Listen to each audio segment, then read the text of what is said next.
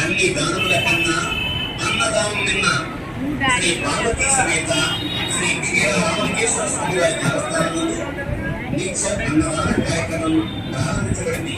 కావున ప్రాంతాల నుంచి వచ్చే భక్తులకు చేసి ఈ అన్నదాన కార్యక్రమంలో 600 రూపాయలు ఇచ్చినచ్చు మీ పేరు మీద 10 మందికి, 6000 రూపాయలు ఇచ్చినచ్చు 100 మందికి, 12,000 రూపాయలు ఇచ్చినచ్చు 200 మందికి మీ పుట్టినరోజు, పెళ్లి రోజు మొదలగు ముఖ్యమైన రోజుల్లో అన్నదానం చేయండి.